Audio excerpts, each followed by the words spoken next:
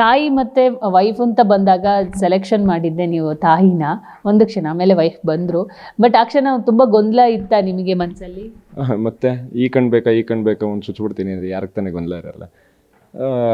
ಆದರೂ ನಂಗೆ ನಮ್ಮಮ್ಮನ ನೋಡಬೇಕು ಅಂತ ಅನಿಸಿತ್ತು. ಹೊರಗಡೆ ಹೋದ್ಮೇಲೆ ಬೆಳಗ್ಗೆ ನಾವು ಮೀಟ್ ಮಾಡೋಣ ಅಂತ ಆ ಟೈಮಿಗೆ ನಮ್ಮಮ್ಮನೇ ಸೆಲೆಕ್ಟ್ ಮಾಡಿದೆ. ಕಿಚ್ಚನ ಊಟ ಸಿಕ್ಕಿರುವಂಥ ಒಂದು ಭಾಗ್ಯಶಾಲಿಗಳಲ್ಲಿ ನೀವು ಕೂಡ ಒಬ್ಬರು. ಆ ಫೀಲ್ ಹೆಂಗಿತ್ತು? ಯಾಕಂದರೆ ತುಂಬ ಜನಕ್ಕೆ ಇರುತ್ತೆ ಕಿಚ್ಚನ ಕೈ ರುಚಿ ತಿನ್ನಬೇಕು, ಅವರ ಅಡುಗೆ ಹೆಂಗಿರುತ್ತೆ ಅನ್ನುವಂಥ ಒಂದು ಕ್ಯೂರಿಯಾಸಿಟಿ ಇರುತ್ತೆ. ನಿಮ್ಗೆ ಏನನ್ಸು ಸದ್ಯಕ್ಕೆ ಸಿಕ್ಕಿದಾಗ? ತುಂಬ ಖುಷಿ ಆಯಿತು. ಎಸ್ಪೆಷಲಿ ಅಲ್ಲಿ ಒಳಗಡೆ ಇರಬೇಕಂದ್ರೆ ನಮ್ಮ ಪ್ರತಿಯೊಬ್ಬರಿಗೂ ಫುಡ್ ಕ್ರೇವಿಂಗ್ಸ್ ಜಾಸ್ತಿ ಇರುತ್ತೆ. ಅದರಲ್ಲೂ ಸುದೀಪ್ ಸರ್ ಮಾಡಿ ಕಳಿಸಿದ್ದು ಅಂತ ತುಂಬ ಎಂಜಾಯ್ ಮಾಡಿಕೊಂಡು ಅದಕ್ಕೆ ಅಂತ ಒಂದು ಸೆಟಪ್ ಎಲ್ಲ ಮಾಡಿದರು. ತುಂಬ ಆ ಸೆಟಪ್ ಅಂದರೆ ಆ ವ್ಯೂ ಅದು ಇದೆಲ್ಲ ಎಂಜಾಯ್ ಮಾಡಿಕೊಂಡು ಆ ಫುಡ್ನ ತಿನ್ನಬೇಕಂದ್ರೆ ತುಂಬ ಖುಷಿ ಆಯಿತು. ಅದಕ್ಕೋಸ್ಕರ ಥ್ಯಾಂಕ್ ಯು ಸುದೀಪ್ ಸರ್ ಅಂತಲೇ ಹೇಳ್ಬೋದು. ಅಶ್ವಿನಿ ಅವರು ಹೊರಗಡೆ ಬಂದ ಮೇಲೆ ಈಗಲೂ ಗಿಲ್ಲಿ ಮೇಲೆ ಅಸಮಾಧಾನ ಇದೆ ಅನ್ಸುತ್ತೆ. ಅವರು ಹೇಳ್ತಾರೆ ಬಡವರ ಮಕ್ಕಳು ಬೆಳಿಬೇಕು ಸರಿ, ಆದರೆ ಬಡವರ ಥರ ಇರೋರನ್ನ ನೀವು ಬೆಳೆಸೋದು ಸರಿಯಲ್ಲ ಅನ್ನೋಂಥ ಒಂದು ಸ್ಟೇಟ್ಮೆಂಟ್ ಈಗ ಸದ್ಯಕ್ಕೆ ಸೋಷಿಯಲ್ ಮೀಡಿಯಾದಲ್ಲಿ ಹರಿದಾಡ್ತಾ ಇದೆ. ಸೊ ನೀವು ನೋಡಿದಂತೆ ಅಶ್ವಿನಿ ಗೌಡ? ನನ್ನ ಪ್ರಕಾರ ಅವರು ಒಳ್ಳೆಯವರೇ. ಕೋಪ ಜಾಸ್ತಿ ಇರ್ಬೋದು ಮಾತಿನ ಬರದಲ್ಲಿ ಅಂತ ಅವರೇ ಹೇಳ್ತಾರಲ್ಲ, ಆ ಥರ ಮಾತಾಡ್ತಾರೆ, ಆಮೇಲೆ ಅವರೇ ಬೇಜಾರು ಮಾಡ್ಕೊತಾರೆ ನಾನು ನೋಡ್ದಂಗೆ.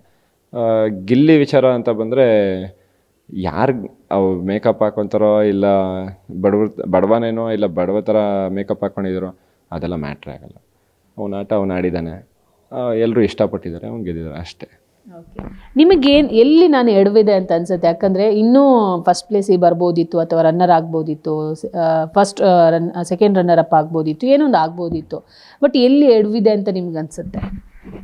ನಮ್ಮ ಕಂಟೆಸ್ಟೆನ್ಸೇ ಯಾರೂ ನನ್ನ ತಂಟೆಗೆ ಬರ್ತಾ ಇರಲಿಲ್ಲ. ನಾನು ಅವ್ರ ಹೆಸರು ತೊಗೊಂಡ್ರು ನನ್ನ ಹತ್ರ ಯಾರೂ ಜಗಳ ಆಡ್ತಿರ್ಲಿಲ್ಲ. ಅವ್ರವ್ರು ಜಗಳ ಆಡ್ಬೇಕಂದ್ರೆ ನಾನು ಹೋಗಿ ಒಂದು ಮಾತು ಹೇಳಿದ್ರೆ ಅದನ್ನು ಎಲ್ಲರೂ ಕೇಳೋರು. ಸೊ ಅಲ್ಲಿ ನನಗೆ ಏನಾದರೂ ಏನಾದರೂ ಆದರೆ ತಾನೇ ನಾನು ಮಾತಾಡೋಕ್ಕಾಗೋದು. ಎಲ್ಲರೂ ನಾನು ಹೇಳಿದ ತಕ್ಷಣ ಕೇಳ್ತಾಯಿದ್ರು, ಅದಕ್ಕೋಸ್ಕರ ಅದು ನಾನೆಲ್ಲೂ ಕಾಣಿಸ್ಕೊಂಡಿಲ್ಲ ಜಾಸ್ತಿ ಅಂತ ಅನಿಸುತ್ತೆ.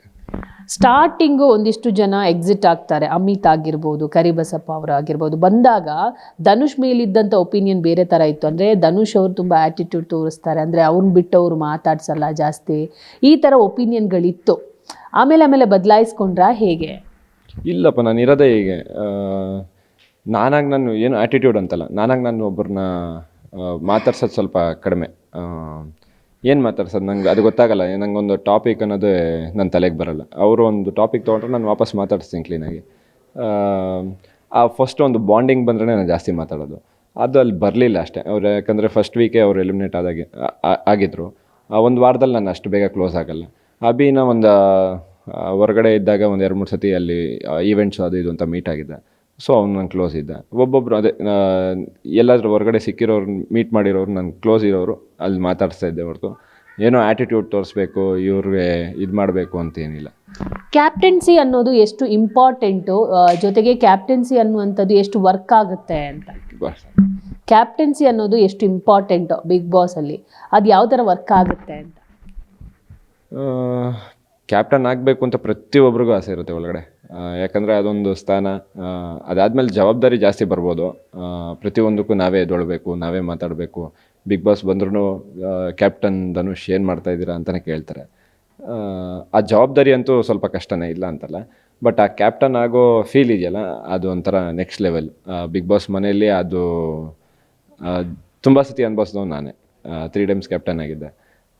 ತುಂಬ ಖುಷಿ ಆಗುತ್ತೆ ಆ್ಯಕ್ಚುಲಿ. ಅದು 3 ಸಲ ಕ್ಯಾಪ್ಟನ್ಸಿ ಆದರೆ ಗಿಲ್ಲಿನ ಮ್ಯಾನೇಜ್ ಮಾಡೋದು ಎಷ್ಟು ಕಷ್ಟ ಆಯಿತು ಅಂತ? ನನಗೆ ಕಷ್ಟನೇ ಆಗಲಿಲ್ಲ. ಯಾಕಂದರೆ ನಾನು ಹೇಳಿದ ತಕ್ಷಣ ಪಾಪ ಅವ್ನು ಕೆಲಸ ಮಾಡೋನು. ನಂಗೆ ಸುದೀಪ್ ಸರ್ ಕೇಳಿದಾಗೂ ಅದನ್ನೇ ಅಂದೆ, ಸರ್ ನಂಗೆ ಬೇರೆಯವ್ರ ಕ್ಯಾಪ್ಟನ್ಸಿ ನನಗೆ ಗೊತ್ತಿಲ್ಲ.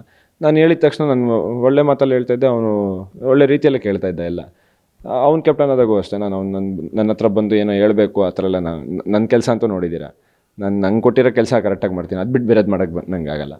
ನಾನು ಕ್ಯಾಪ್ಟನ್ ಆಗಿದ್ದ ಅವ್ನು ಕ್ಲೀನಾಗೇ ಮಾಡ್ತಾಯಿದ್ನಪ್ಪ. ಯಾಕೆ ಬೇರೆಯವರೆಲ್ಲ ರಘು ಸರ್ ಇದ್ದಾಗ ಮಾತ್ರ ಮಾಡ್ತಾ ಇರಲಿಲ್ಲ ಅಷ್ಟೇ. ಅವನು ಅದು ಬಿಟ್ಟರೆ ಓಕೆ. 1-2 ಸತಿ ಹೇಳೋವರೆಗೂ ಹೇಳ್ಸ್ಕೊತಾ ಇದ್ದ, ಆಮೇಲೆ ಮಾಡ್ತಾಯಿದ್ದ ಕೆಲಸ ಅವನು.